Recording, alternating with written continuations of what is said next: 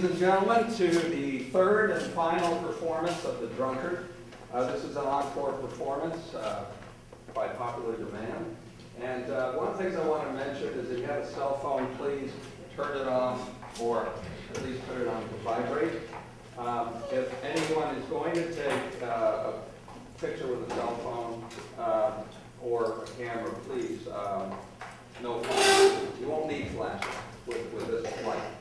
We're going to have a 15-minute intermission with complimentary refreshments after Act 1.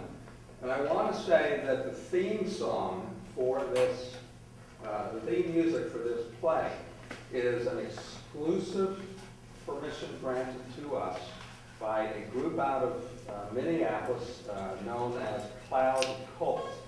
And Cloud Cult will be performing if you care to see them and being interviewed on NBC Late Show with Carson Daly on June 16th, in case you're interested. But we're very pleased and honored to have special permission to use their music for our theme song. So, good to have you, ladies and gentlemen. We'll start the play.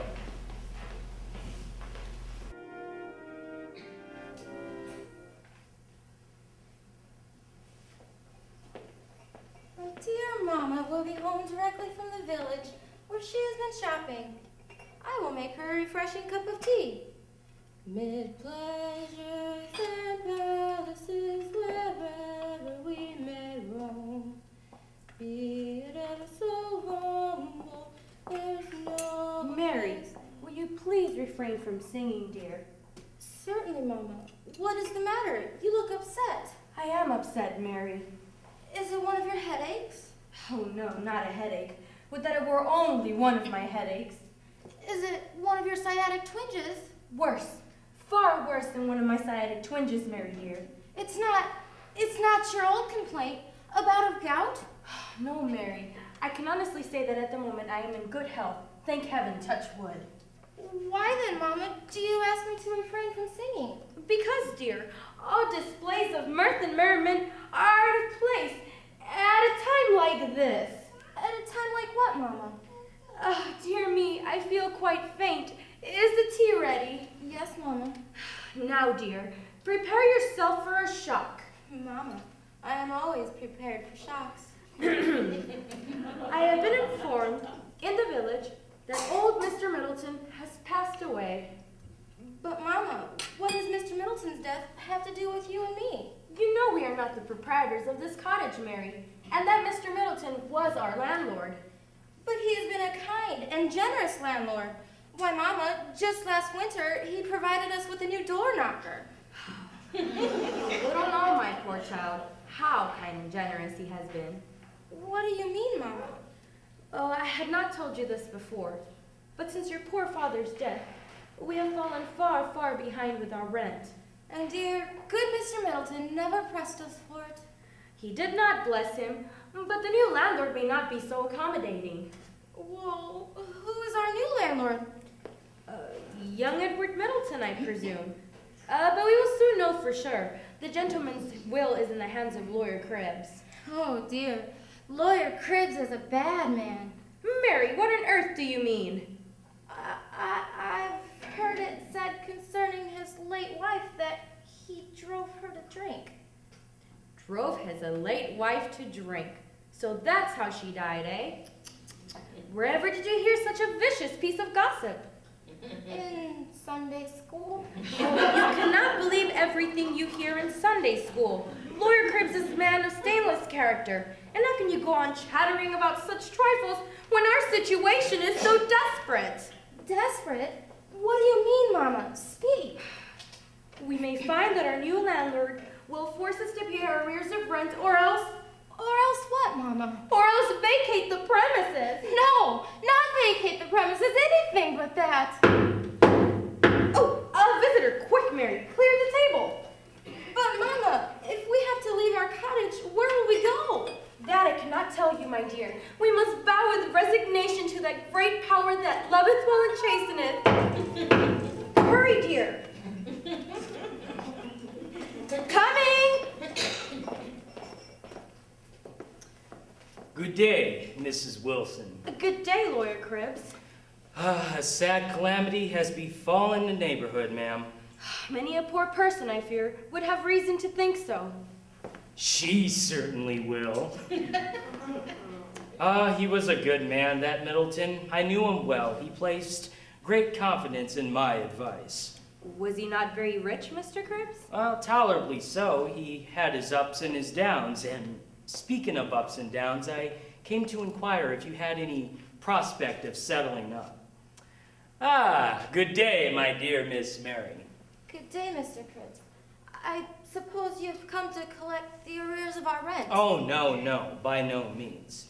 I was only making a quick preliminary inspection of the estate in my dual capacity as friend of the late Mr. Middleton Sr. and executor of the Middleton will.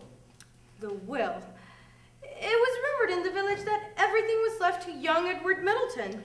On that point, ma'am, rumor was correct. But the will contains a further stipulation that should the young man die without leaving an heir, the entire estate will pass to me. To you?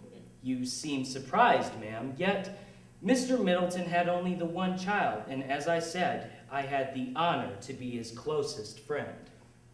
But, Mr. Cribbs, such a will could surely offer a sore temptation to a character less upright and noble than yours. Curse it, can it be that she sees through my plans? I don't quite follow your meaning, ma'am. To obtain such a large inheritance, one might be tempted to do away with the person who stood in one's way.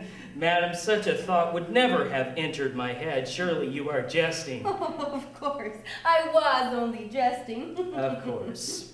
But at the moment, ma'am, my only care is to gather together the somewhat tangled threads of the Middleton estate.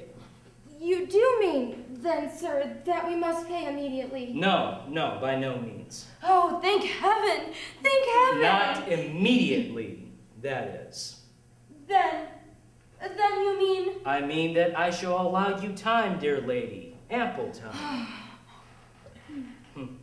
I shall allow you 24 hours. 24 hours? I thought you'd be pleased, ma'am. Yes, 24 hours for payment of all arrears. But where can I find the money? There is urgent need for ready cash, ladies, for payments of death duties, funeral bills, and various legal costs, expenses and disbursements, also to supply the wants of the young man. But what can a young man want at a time like this? A time for mourning! That is not for me to question, ma'am. Young Edward is fond of the world and given somewhat to excess. Pardon, my dear Mary, I would not call up a blush on the cheek of modesty, but you know the folly of youth. I recollect him when a lad, a bright-eyed, happy, smiling boy, tall for his age. He is but 23 now, ma'am, and still giddy, wild, and reckless. As I said, he must have ready cash. So you, dear madam, must somehow find the money, or else vacate the premises. But how can we leave this cottage? It was here that poor Mr. Wilson breathed his last. You remember, Mary? It was in this chair he sat the very day before he died. Oh, how he loved this calm retreat. Mr. Cribbs, what can we do? Where can we go? Now's my chance to screen the trap. There, Mrs. Wilson. This door may be closed against you, ma'am. There is another that might open. What do you mean, sir? Do not torment my mother with riddles at a time like this. I intend to soothe Mary, my dear, rather than torment. I'm sure you did, sir. You must excuse Mary. She's somewhat overwrought today. I understand. I sympathize. But I will come to the point. What I intended to suggest, ma'am, is that you might find refuge in the home of a son-in-law. But I have no son-in-law. That defect could be easily remedied. You mean yourself? Yourself and Mary? No! No! I have perhaps surprised you, Mary, by the suddenness of my declaration. My only excuse must be the overpowering strength of my emotions.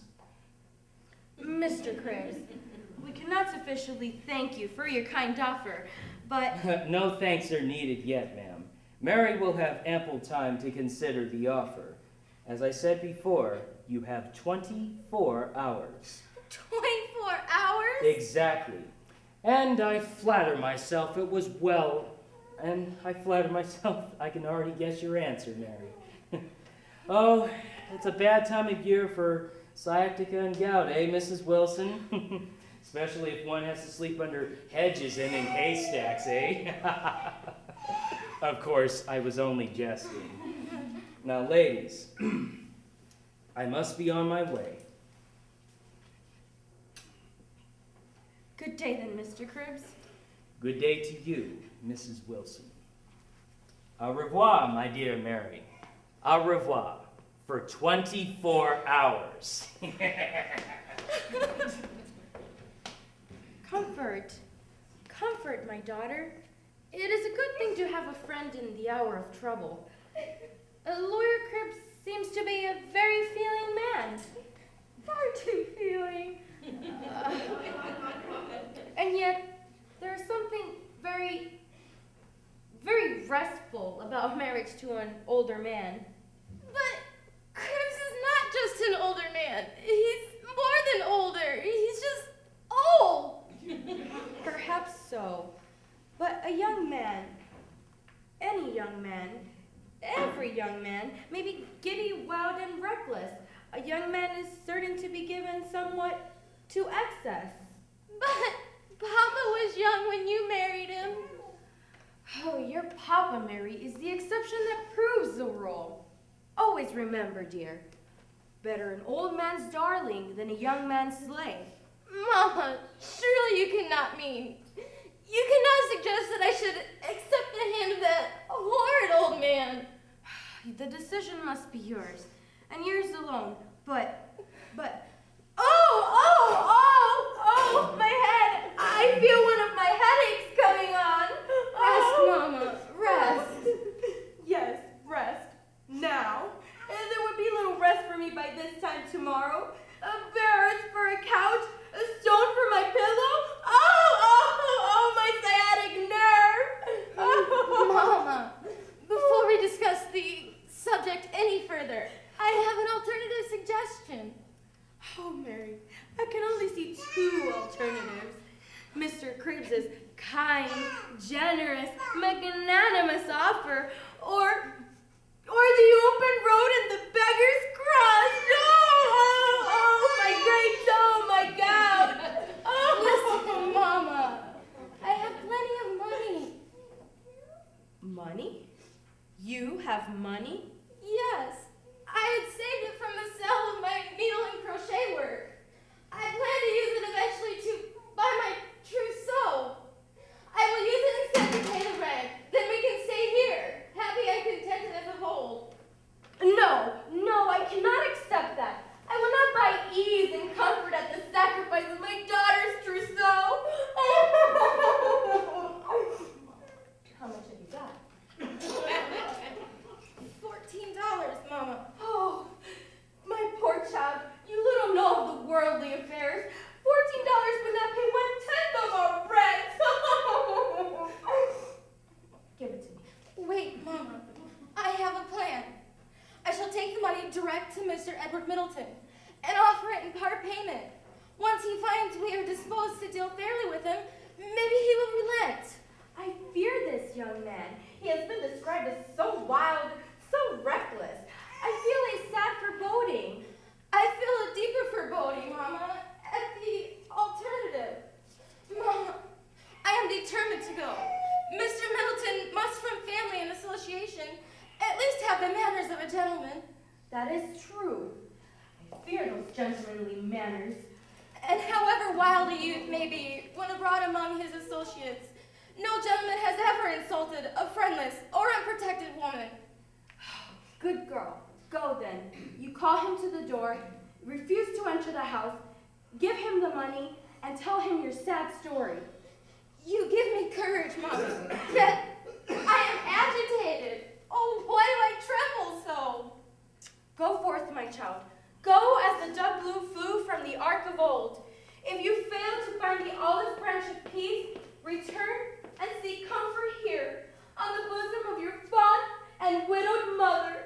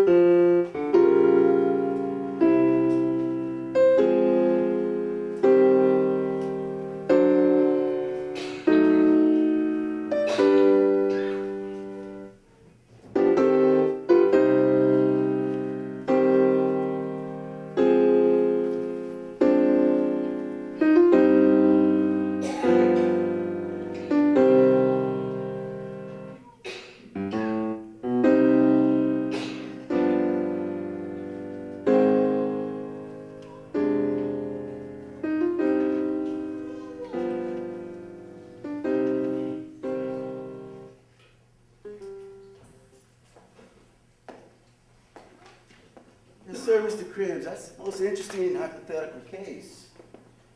Party, the first part, is due to obtain a splendid inheritance, conditional upon the party of the death of the second part. Right, Stickler. Good. I'll make a lawyer yet. Now, in these circumstances, how would you advise the party of the first part to act? Let me see. Why, the party of the first part should act so as to remove the obstacle, namely the party of the second part. Stickler, you have a mind like a steel trap. I shall take you into full partnership someday. Now, how would you achieve the removal of, the obstacle as you described? Cut his throat? No. How often must I warn you against direct methods? My dear Stickler, you must learn to be devious, always devious, semper deviosus, as Homer puts it. You mean hire someone else to cut his throat? No. Still more devious than that. You tell me then. I will tell you. I must work on, the party of the first part must work on the weakness of the party of the second part, so as to make him destroy himself. But suppose the party has no weakness. There is one weakness common to every young man. And what is that? The weakness for alcoholic stimulants. Once young Edward Middleton, the party, has taken the first fatal glass, his ruin is assured. But suppose, what if he has not taken that first fatal glass? He must have taken it. He has been 3 years at college. So, I'll lead him on to the second glass, and the third, and the one, ever on, down the road to debauchery, degradation, and death. The Middleton estates will belong to the aforesaid party of the first party. What will the party do with the aforesaid rich estates?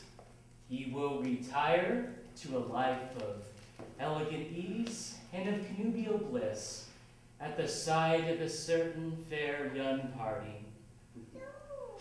Retire? But what about the practice? You will not abandon the practice. I shall make over the practice to you, my dear Stickler. The active work, that is. I shall remain as a sleeping partner with a 50% interest. Full partnership. I can see the brass plate now. Cribbs and Stickler. No. It shall be Stickler and Cribbs. Stickler and Cribbs.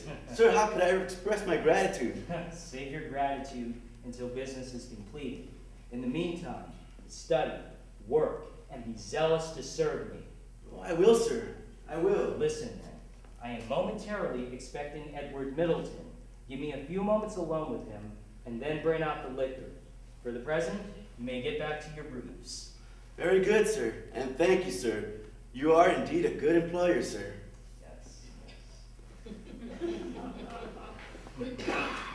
Ah, that's true. That is true. That little interview at the cottage, I flatter myself it was well acted. Sympathy, charity. Soon now, I shall enjoy the ripe yet tender charms of that young girl. Ah, here comes Edward Middleton. Soon he will be writhing, helpless in my toils, and ere long, lying in a drunkard's grave. Mr. Edward Middleton, sir. Yes. Good day. Good day, son of my old friend. Good day to you, Mr. Cribbs. A friend of my father's is a friend of mine. Well said, nobly said. I see your father before me as I look on you. I presume it was upon business that you wished to see me, Mr. Cribbs? Yes, indeed, sir. I have had this morning made a quick inspection of the estate. Mr. Cribbs, you may be sure that I appreciate your zeal. And I found, I regret to say, a shocking state of affairs. Indeed. Certain tenants have gravely abused the well-known soft-hearted disposition of your poor late father. In what way? Take one example. Mrs. Wilson has fallen far arrears with her rent. Perhaps she is poor and cannot pay. Ah, they all plead poverty on rent day. Oh, but they have plenty of money for fine clothes, trinkets, canary birds, little china ornaments, even for baker's bread. No, sir, they're bilkers. Deliberate bilkers. That is serious. Aye, sir, and there is worse to come. What? Don't spare me, Mr. Cribbs. Tell me the worst. Before I tell you the worst, fortify yourself with a glass of old Jamaica rum. I believe you know Mr. Stickler, my clerk, my assistant, and someday perhaps my successor. Thank you, Mr. Stickler, but I do not partake of alcoholic beverages. You mean that you have never indulged, sir? I did once, at college. Aha, the fish is hooked. Now I shall play him. And how I suffered for my folly the next morning. A most instructive experience. You learn betimes the evils of overindulgence. But now as a grown man, you may enjoy the pleasures of moderation. This fine old rum was given to me by your late father. Oh, many a glass we shared together to smooth the tedious course of our business conferences. Come, sir. By your refusal, you cast a slight on the memory of that good old man. Surely, what was fit for the father is fit for the son. Well, if you put it like that. That's the way, Edward. To your late father, sir, heaven rest his soul, bottoms up. To my late father, bottoms up.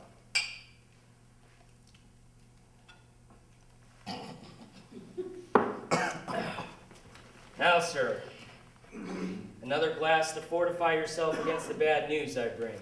Another tot of rum, sir, to soften bad tidings. What is it, Cribbs? Tell me all. Very well, then. This Wilson woman, as I said, does not pay her rent. In addition to that, she neglects the property. The fences are tottering, the garden gate is off its hinges, and the limbs of the old birch tree are broken down for firewood. No, how could they dare? I will take immediate steps. Quite right, sir. Let us drink to the downfall of all bilkers. Down with all bilkers.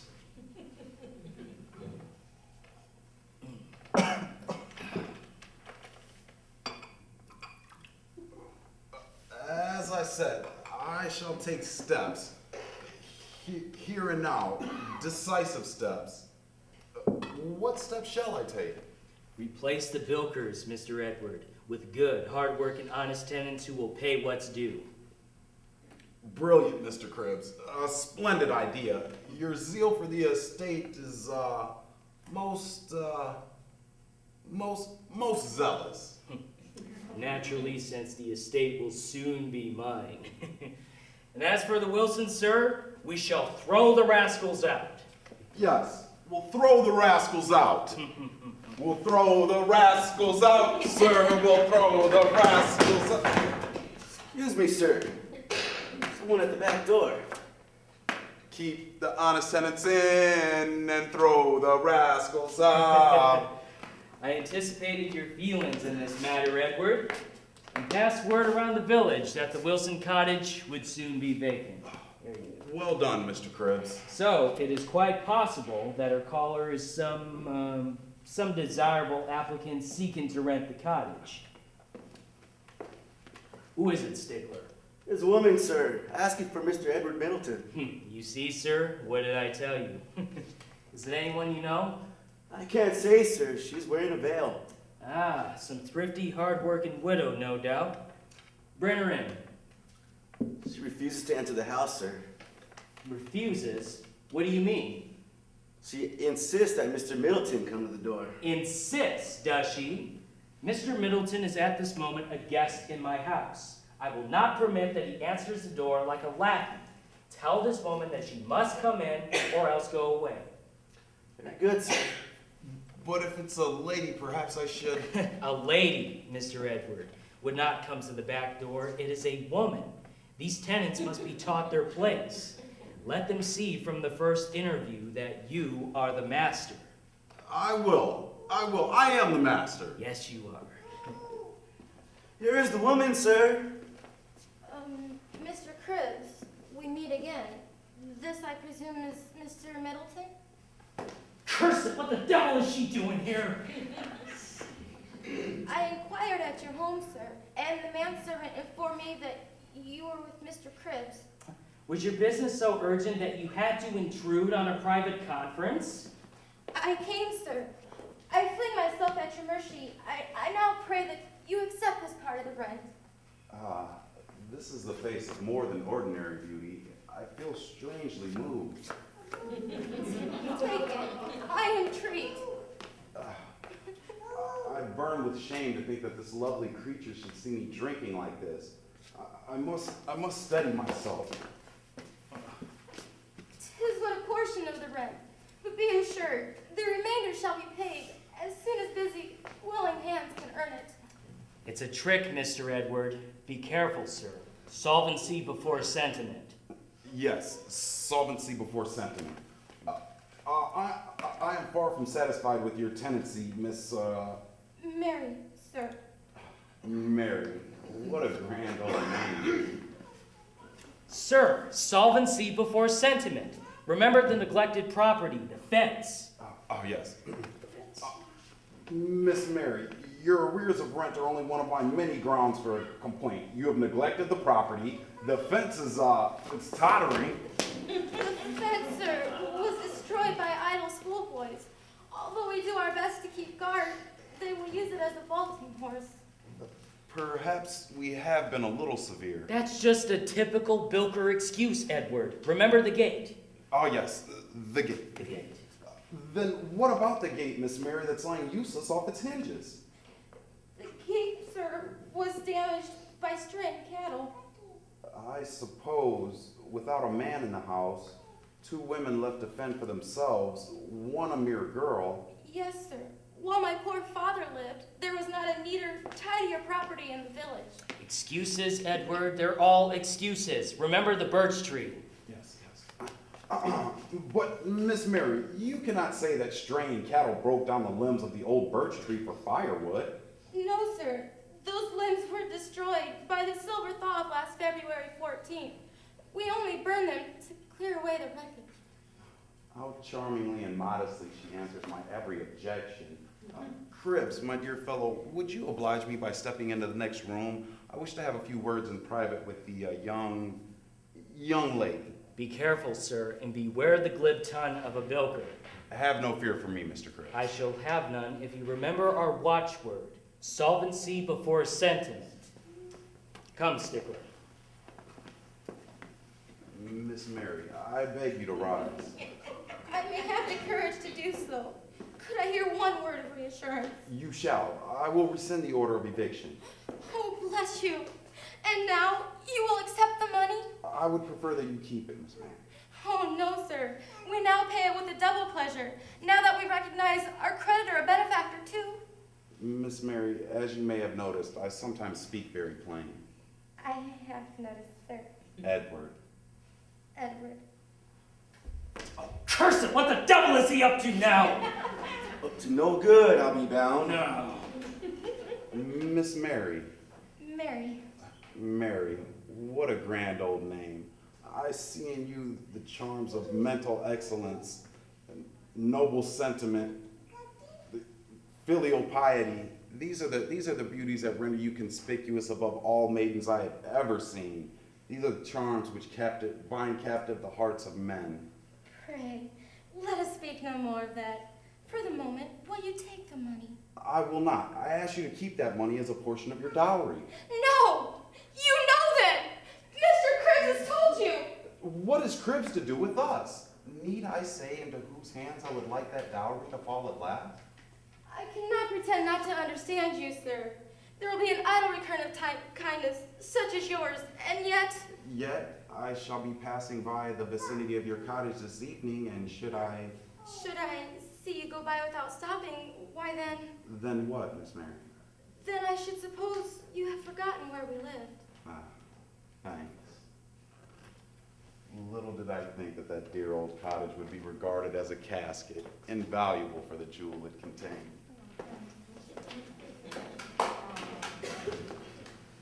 This upsets your plans, Mr. Cribs.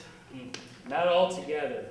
We have squarely hit upon his weakness for alcoholic stimulants. Yes, he takes to it like fish to water. We shall have no trouble to keep him drinking. We had not counted on his weakness for a pretty face. Never fear, Stickler. All is not yet lost. Love is a strong emotion. True. But if it comes to a contest, Stickler, you will find without fail that liquor licks love. Liquor licks love? Every time. Hush, here he comes. For the moment, let us swim with the stream. A fine girl, eh, Mr. Edward, sir? A fine girl. Sparkling eyes, eh? Roguish glances, dimples. Come, sir, let us drink to true love. And may its course run so smooth. To true love.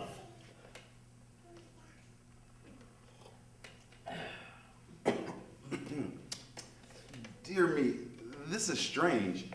I should be plunged in gloom at my dear father's death, yet I feel quite cheerful. Splendid. Your father would have wanted no excessive display of grief. Strange, too, that I've had no appetite as of late, yet although I am all at once ravenously hungry. Splendid. Fasting never did a man any good. My humble meal should by now be ready. May I invite you to share it? I shall accept with pleasure. Really, I feel most unusually cheerful. Allow me, sir. There you go.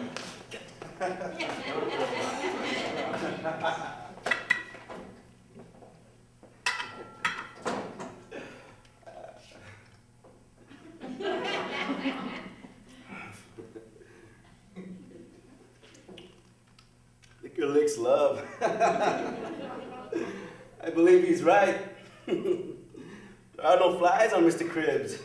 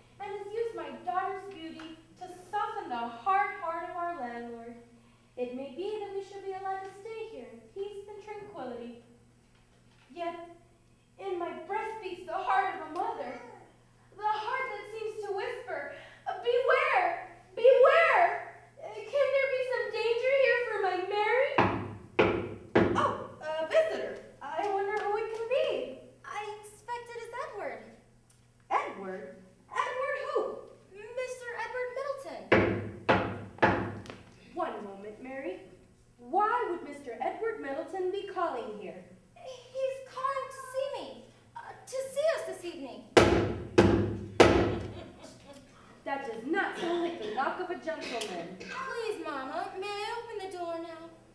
Very well then, Mary.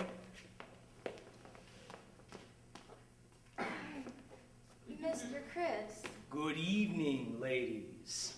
Good evening, Mr. Cribbs. Won't you step inside? With pleasure, ma'am. Or should I say with rather deep reluctance, for mine is a painful errand. No, not the rent. You promised us 24 hours grace. And you shall have it, dear lady. My business concerns not your rent, ma'am, but your daughter. Well, Mr. Cribbs? You were expecting a visit from Edward Middleton? What if I was? You probably did not realize that when you saw him, he was half out of his mind with grief for his late father. He seemed normal enough. To you, perhaps, yet he scarcely knew what he was saying or doing. He has been like this for days. What do you mean, sir? I mean that you should not be deceived by any apparent promises or undertaking which he may have made in this abnormal condition. I don't understand what you're saying. If you don't believe me, where is Edward Middleton? Yes, Mary. What about his promised visit? He will come. I know he will come. He will not come. It pains me to say it, but he lies at my house prostrate with grief, hearing nothing and seeing nothing. So we can expect nothing from him? Madam, your only hope, as I said this morning, is in me. And the cottage? Are we not to stay in our cottage? I'm afraid not, ma'am. Why, Mr. Middleton stated his policy for the cottage in these very words. We'll throw the rascals out. We'll keep the honest tenants in and throw the rascals out. Edward! It is Edward!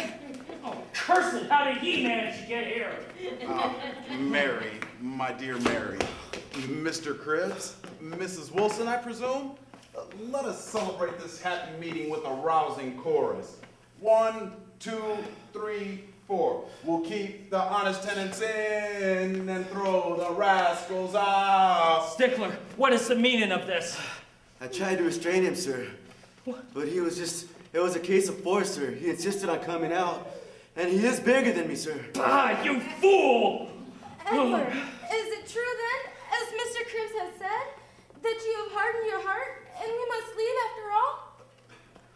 Poor old Cribbs, lady. A good fellow, hard worker, honest as the day is long. But between you and me, he's a little stupid. It takes him a while to grasp an idea. I've told him twice, if I've told him once. We'll keep the honest tenants in, and that's you, Mary, and you, Mrs. Wilson. Now, down to business. Mrs. Wilson, I have the honor, ma'am, to formally beg leave to have the honor to ask your permission to, where was I? You were on the point of making a grave indiscretion, Edward. Stickler, take him home again. This way, Mr. Middleton. Come back to the house and lie down. No, not until I receive an answer. Mrs. Wilson, I seek your daughter's hand in matrimony. This is rather sudden. Perhaps you would give me some time to think. Certainly, ma'am. Take plenty of time. 5 minutes, if you wish. Stickler, my dear fellow, help me outside, if you please. This way, Mr. Middleton. This way. Easy does it now. Easy does it.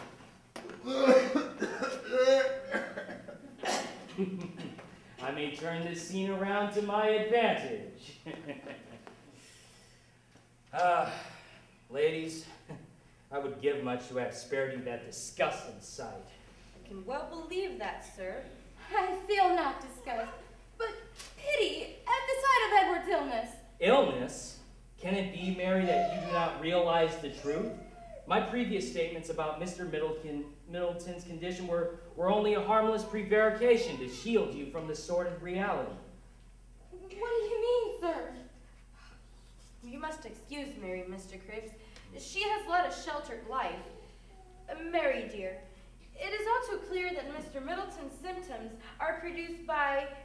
No, not by excess. No, by alcohol. Yes, the poor fellow was a slave to the demon rum.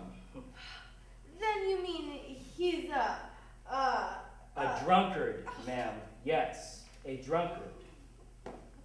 Or soon will be. My efforts can make him so. And this is the man who sought my daughter's hand in marriage? Yes, ma'am, that sodden, slobbering caricature of a man did seek your daughter's hand. Mary, what would your life be like married to that object? We'll let the honest landlord in and throw the rascals out. You had best consider my offer, Mary, while there is yet time.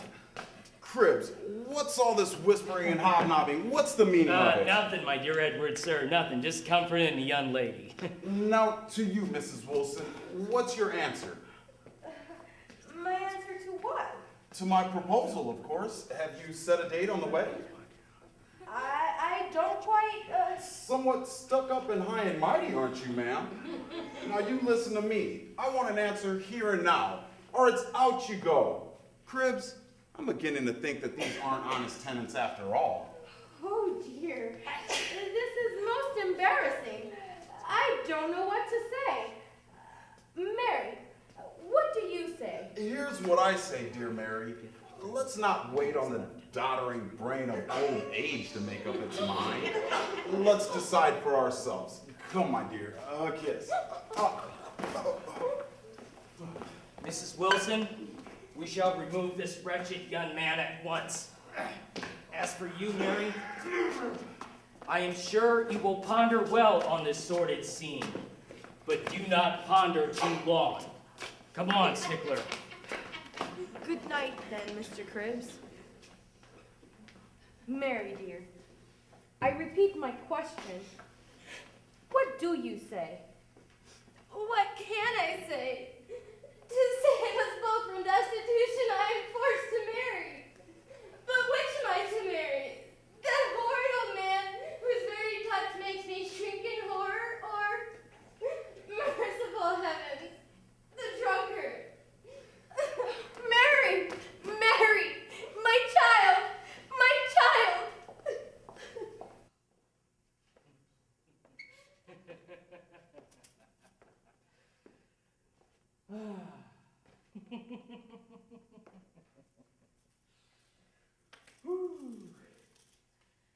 Stickler! Stickler! Yes, sir. Stickler, I have good news for you. Yes, sir.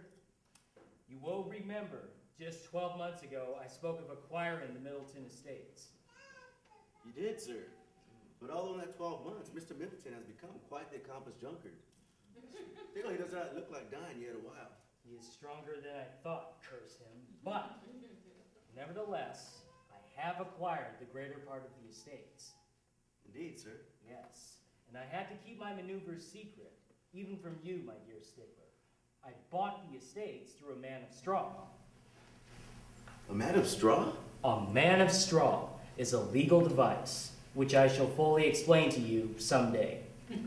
But now I can tell you that success is within my grasp, and then the practice will be yours. But what was to be gained by buying the estates? I have gained by buying them for far less than the proper value. When the drunkard's thirst is on him, he will sell anything at any price to obtain his tipple. And now, sir, what is the good news?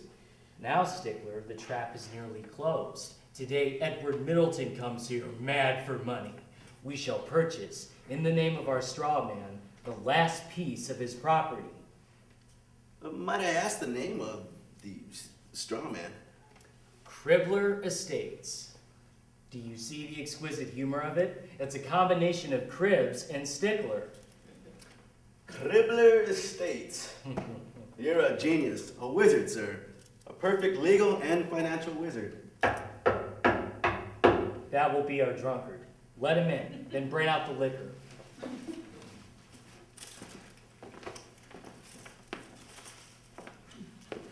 Mr. Edward Middleton, sir. Ah, yes. Why, Middleton, Edward, You do not look well, my friend. Friend? Yours are the only lips which now pronounce that word to me. Who are the drunkards, friend?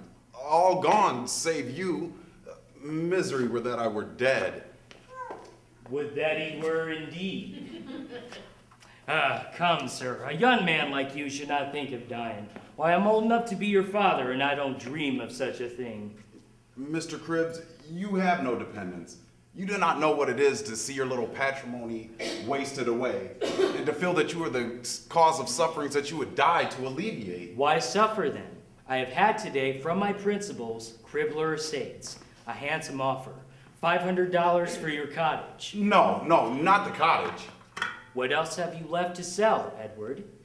You see that smoke curling up among the trees? Yes, it rises from your own cottage. You know who lives there. Yes, sir, you do. No one else? Your family, to be sure. And you counsel me to sell it? To take the warm nest from that little family? To strip them of all that remains of hope and comfort? And for what? To put a little money into my indolent hands and then squander it for rum? You don't understand, Edward. I am your sincere friend. Friend? And you offer $500? Gladly would I double, no, treble that offer, my boy. But I am bound by the instructions of my principals. Come, my boy, half a loaf is better than no bread. Yes, but when that half loaf is gone, there will be no more bread at all. And even now, my little family is starving, sir. Starving. My brain is burning. Here, sir, nothing like a little tot of rum for a burning brain. Is this to be the issue of my life? Must I ever yield to the fell tempter of temptation and bow my manhood lower than the brute? I will not drink. Yet how can I appear thus weak, shaking, and trembling before my loved ones? A very little, will revive and strengthen me, and then I can devise some plan for our relief. That's the way, Edward. Steady yourself and we can get down to business. Stickler, bring in the agreement for sale. No, I will not sell. Not today. Give me more time to think. Cribbs, my dear fellow, will you not lend me a few dollars just to give me more time to think? I will devise some plan to retrieve my fortunes. How gladly would I do this for you, Edward, were I not bound by the interests of my principals. I cannot lend you the money that would help to thwart the plans of Cribbler Estates. Then at least lend me that bottle of rum. That I will gladly do. Here, take it.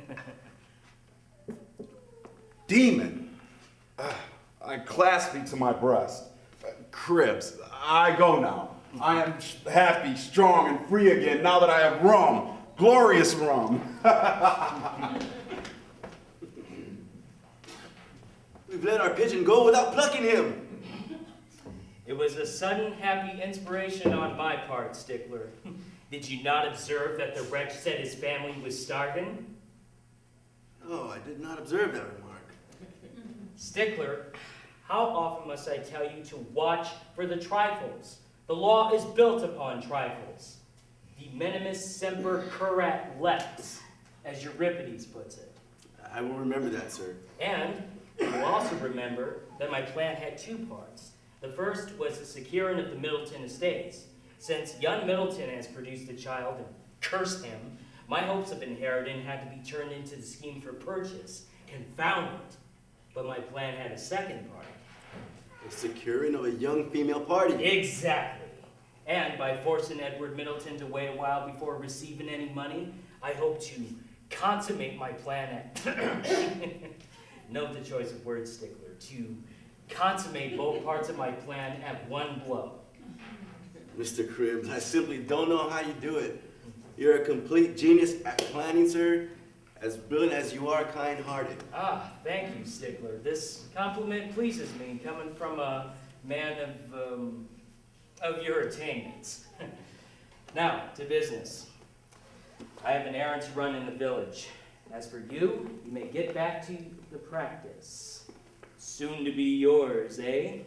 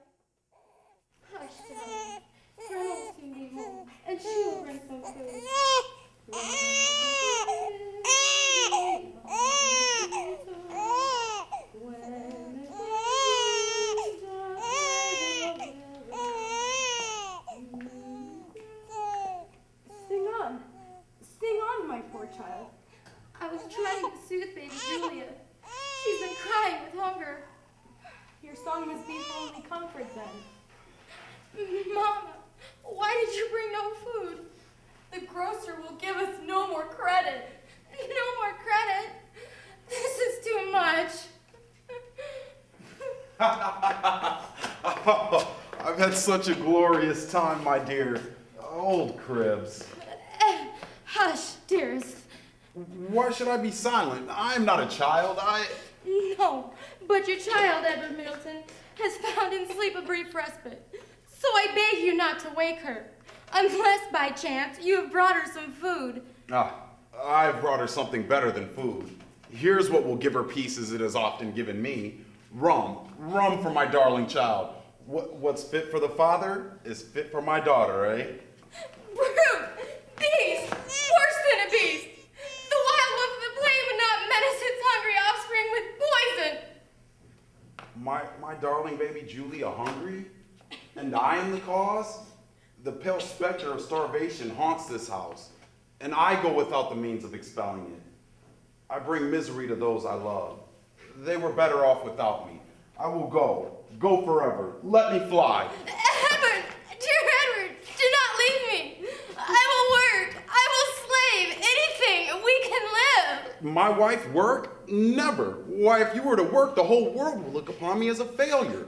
As you say then, dear. But do not desert me in misery. Do not abandon me, Edward. My love, my husband. Do not call me husband. Curse me as your destroyer and let me go. No, I will not let you go. Loose me, leave me. Why fasten me down? Madness is my strength. My brain is liquid fire. Ha! I am free. Farewell, farewell forever.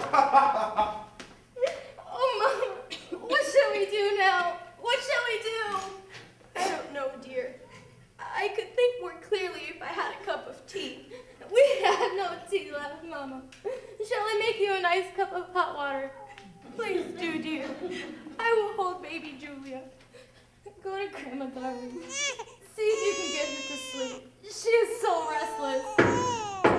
Oh, someone at the door. I wonder who it can be. Who indeed?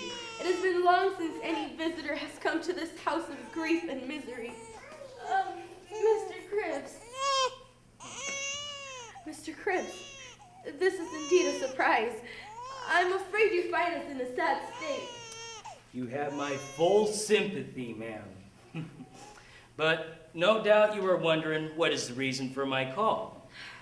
We are beyond all such emotions as curiosity and wonder, sir. We only live now to endure and pray. Praiseworthy sentiments, most praiseworthy. Now, ladies, as you may or may not know, Mr. Middleton was with me today attempting to sell the cottage. Sell the cottage? That would be the last straw. I agree, and I used every ounce of my influence to dissuade him from such a rash step. It was all very well to sell the manor house. It was all very well to sell the Oakwood farm and the sugar maple plantations. It was all very well to sell the grazing rights of the water meadows. But it would be unwise, as I told him, to sell the roof from over his own head. So I urged him instead to apply himself to honest toil and thus retrieve his shattered fortunes. Oh, Mr. Cribs, if only Edward would take you for an example. You flatter me, ma'am. But I will be brief. I came on an errand of mercy.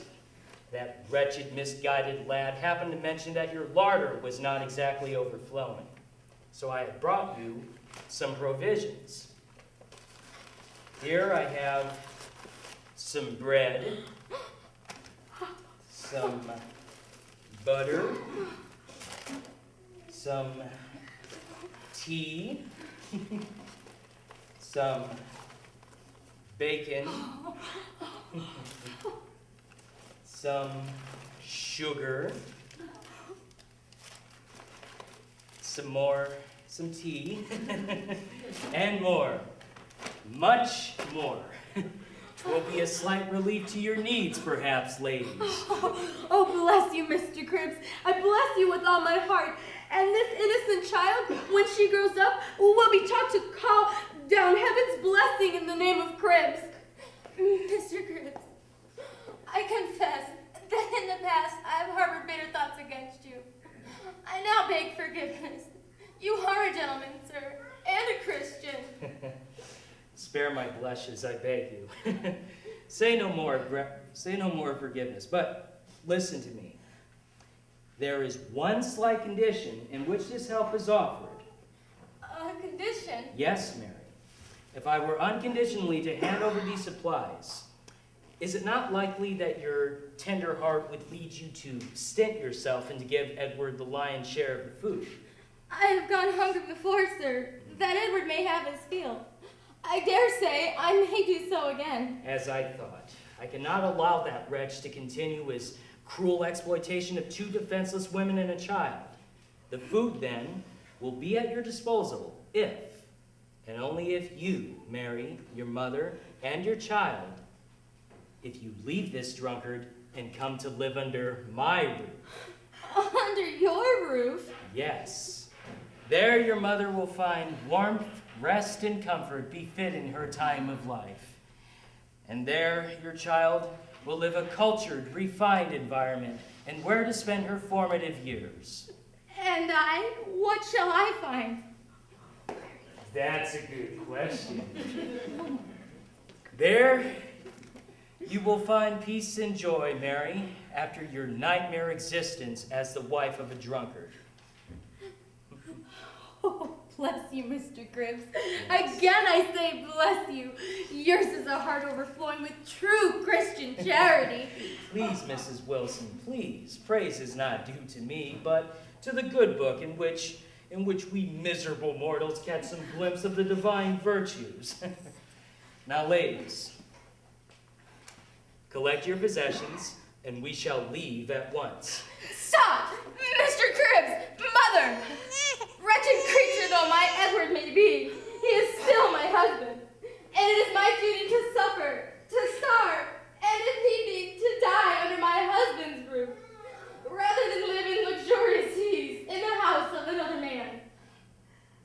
But Mary, dear mother, you may go if you choose, but baby Julia and I will stay. Do not be hasty now, Mary. Think. Food. Food. Does not the smell of it recall you to your senses? No, sir. Far sweeter to me than the smell of all your bacon is the satisfaction of doing my duty. Duty? Duty? This is a strange infatuation, young woman. How can you have duty towards a man who is himself undutiful? Undutiful? How? He has others to console him, whose soft attentions he prefers to yours. Which others do you mean? I mean that there are plenty of women ready to receive presents from wild young men like Edward, and who are not very particular in the liberties that may be taken in exchange. Now, sir, I know that you are lying. My Edward may be lazy, thoughtless, cruel, drunken, dissolute, dirty, and degraded. But he is still my husband. These things have been and will be again, Mary, while there are wantons of one sex and drunkards of the other.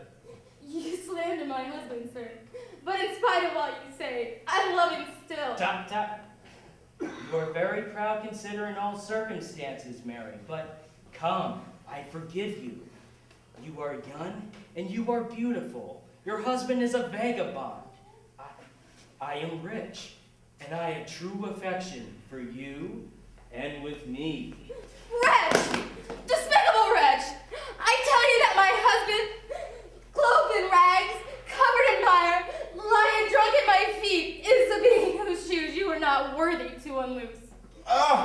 Keep them off, help, they're killing me, keep them off. What is it, Edward? Mary, my dear, Mr. Cribbs, you will scarcely believe this. Mrs. Wilson, prepare yourself for a shock. I was on my way from the village when I found my path barred by a multitude of serpents. They were everywhere on my path. Large snakes, small snakes, green, black, striped, spotted, writhing, crawling, twining. I turned back, they pursued me, and they overtook me. They wrapped themselves around my body, and how I fought at them, I tore at them, and finally, I freed myself. And now here in my happy little home, I am safe. They cannot and will not reach me here. What, dear? What is it? The snakes are coming in through the keyhole under the door. Get them off me. Edward! Edward!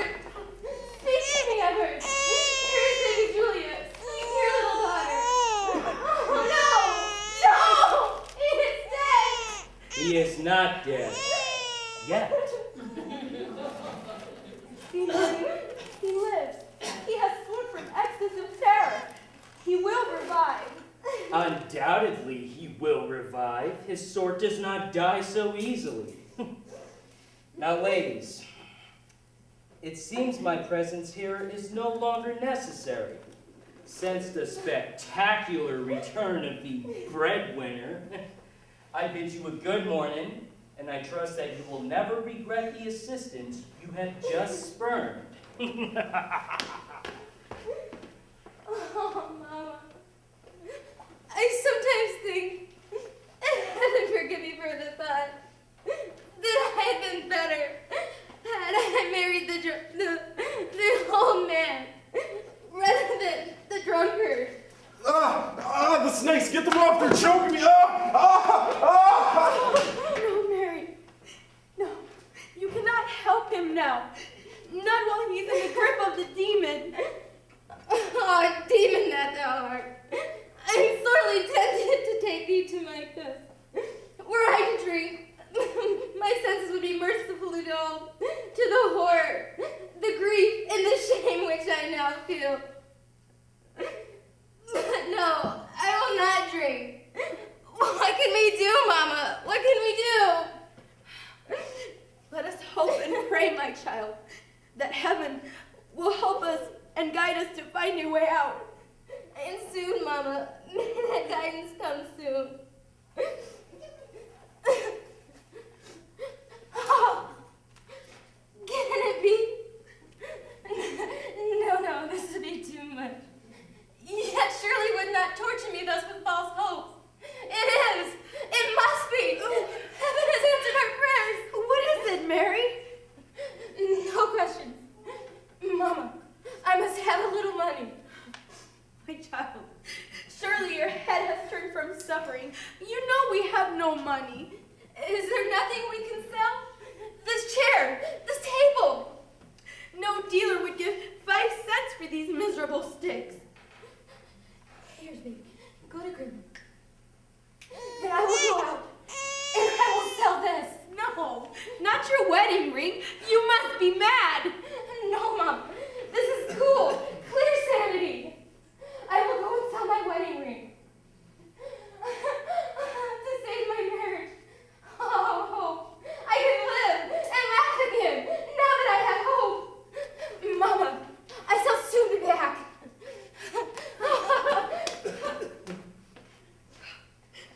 Poor darling. I fear the worst. Your mother has gone out of her mind. You, rum, eternal curses on you. You go forth like a blast of ruin over the land, to mildew the bright hope of youth, to fill the widow's heart with agony, to curse the orphan, to steal the glorious mind of man, to cast him from his high estate of honest pride, and make him like that wretch is there. Come, darling, let us go and look at your poor father.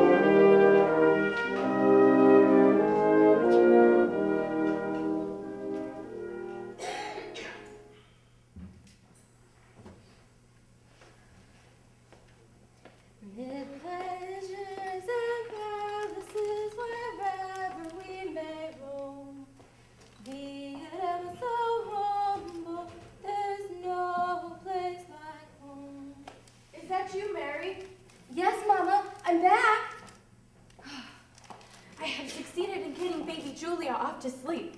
And I have made you a nice cup of hot water. Sit down, dear, and drink it. You must be tired. No need for hot water ever again, Mama. See, I have brought sugar, tea, and milk. Oh, heavens, this is welcome indeed. But it can only be momentary pleasure. Once it is all gone, we will be as badly off as ever. You should have not sold your wedding ring for tea. I did not sell it only for tea, Mama. Make the tea, and while it is brewing, I will tell you all. Yet an hour ago, Mary, you were so secretive. I have seen the error of that, Mama. I must confide in you so that your prayers reinforce mine for the success of my plan. What plan, dear? Pray do not keep me any longer in suspense. Very well. You remember that vile, despicable wretch Cribs came here with bacon wrapped in this paper? Yes, and how delicious it smelled. Mama, please. At my moment of deepest despair, my eyes chanced upon this paper. Yes? And like a flash of lightning, like a bolt from the blue, came into my view this commercial announcement. I believe in the business world. It's called an advertisement. Perhaps so. Anyway, like a message from on high, this came into my view. Look. Mary, you know I cannot read fine print without my glasses. You're deliberately tantalizing me with these quibbles and delays. Very well then, I will read it to you. Renslow's Radical Rum Remedy and Tippler's Panacea may be administered without the drunkard's knowledge, tasteless in tea. 1 dose of Renslow's Radical Rum Remedy completely transforms the drunkard. His craving for the liquor is instantly replaced by an intense loathing for the smell of the rum bottle. His dissolute, unmanly ways change in a flash to habits of sobriety and steadiness.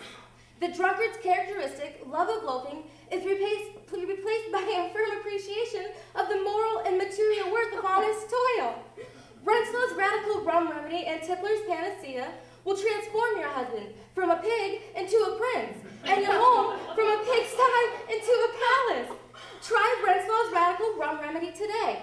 Obtainable in a large 1-dose vial. Only $3 from all apothecaries and druggists. See, Mama?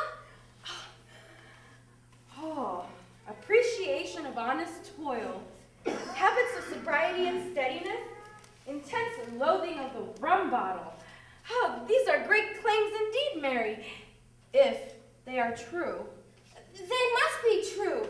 Otherwise, it would not be in print. That seems to be a convincing argument. So you mean to administer this remedy to poor Edward? Yes, Mama. Then I will indeed blend my prayers with yours for a happy outcome. There. This, we must remember, is Edward's cup. Now, Mama, will you please go try and arouse Edward? Yes, I will, if I can. I will also bring in baby Julia. Although she cannot understand such things, it is only fitting that she should see her poor father's glorious reformation. Yes, Mama. Ah, devil's brew. Now, where should I hide this? Oh, he will never look under the table. Oh, someone at the door. I choose not to answer. I would rather have no outsider intruding on our little family circle. Perhaps if I'm quiet, they will go away. Open up! We know you're in there! Open in the name of the law! In the name of the law, then duty and discretion alike oblige me to open the door. Mr. Cribs. Mrs. Middleton, I was wondering if I could have a word with your good man. Edward is lying down. He shall be awake shortly. Splendid. Come on, Stickler. We'll wait. Mr. Cribs, you mentioned the law. I hope Edward has not committed any offense. I have reason to suspect that he has. Only 1 hour ago, you and your family were starving and in destitute. Were you not? Yes, sir. And you have since been observed in the village, shopping. Yes, sir. So, it is quite obvious that you have obtained money, and it seems Edward must have violated his verbal agreement with my principals, Cribbler Estates, and must have sold the cottage to another party. But I can explain everything. I prefer to await an explanation from Mr. Middleton himself. Oh, I'm dying. My head, my throat, heart. Where's the rum? I know I had some rum left. Here, dear. Drink this tea first. I don't want tea. I want rum. You may have all the rum you want, dear. Just first, drink this tea. I don't want tea, I tell you. A cup of tea would do you no harm, Edward. Here, I'll set you an example. No. That is Edward's cup. My cup? What do you mean, woman? You know it's nearly a year since I drank a cup of that muck. But I'd poured it especially weak for you, dear. Allow me, Mr. Cribbs. What are you doing here anyway, Cribbs?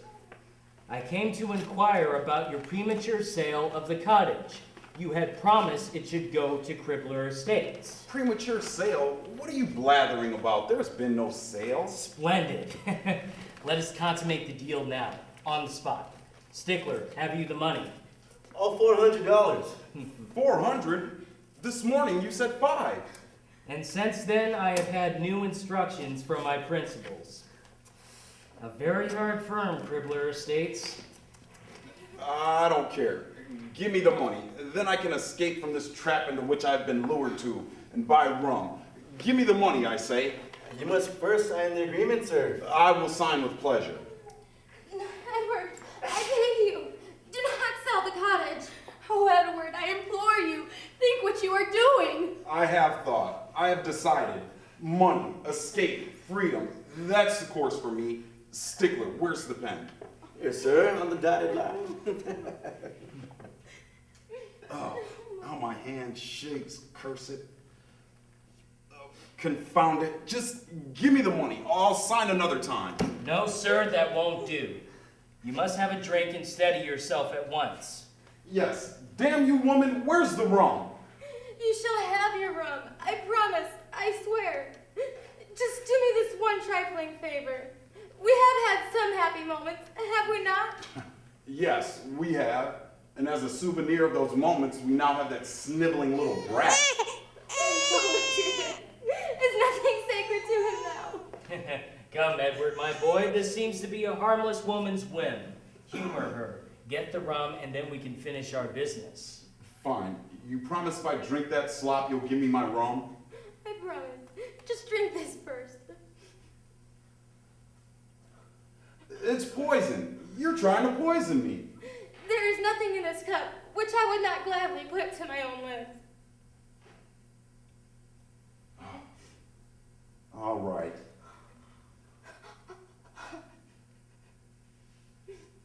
Now where's my rum? Here, dear.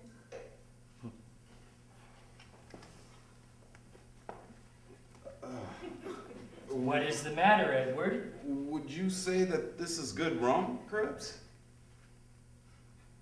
The finest old Jamaica. Here, drink it down, my boy. No. I cannot say why, but I now find myself with the most intense loathing for the mere smell of the rum bottle. My hand is steady again. My eye is clear. Then sign. Sign the agreement at once. Here's the pen, sir. Keep your pen. I will not sign. But you must sign, Edward. You must have money. True, I need money, but I shall find some better way of obtaining it than by selling my home. Edward, what has come over you? Have you gone mad? I have not gone mad yet, sir, but I may do so if you and your vile accomplice remain much longer within my sight. But Edward, my boy, Out, scoundrels! Out! You are trespassers in my house. Do Out, not I crumple say. my papers. Oh, I'll do more than crumple your papers. I'll crumple you. Out! No! Mercy! Mind my pen! Mind my papers! Now, are you going peacefully, or do you want some of the same medicine? it would take a better man than you, sir, to administer that medicine to me. Do not tempt me. Tempt you? I defy you. You whippersnapper, you soaker, you human sponge. If there were 16 like you, I would not yield 1 single inch. Out, scoundrel! Out! Help! Help! Merciful heavens, help! You shall pay for this, Edward. That's assault and battery, sir. I'll have the law on you. Oh! There's the law for you. Good riddance to bad rubbish. Oh, Edward, you are indeed a changed man. You have abandoned your unmanly, dissolute ways. Yes, I now appreciate the moral and material worth of honest toil. Today at once, I will go down to the new pick and shovel line and sign on immediately. Will that not be hard work, Edward? It will, but for the sake of my little family, I shall endure it. Through habits of steadiness and sobriety, I will turn this pigsty into a palace where we may live content and happy as a whole. Oh, I believe you will indeed do so, dear. Mary, what can be the wondrous thing that has brought this miraculous change? Heaven forgive me this one small deception. It must be the wondrous power of love. For it can truly be said that Love licks liquor and redeems the drunkard.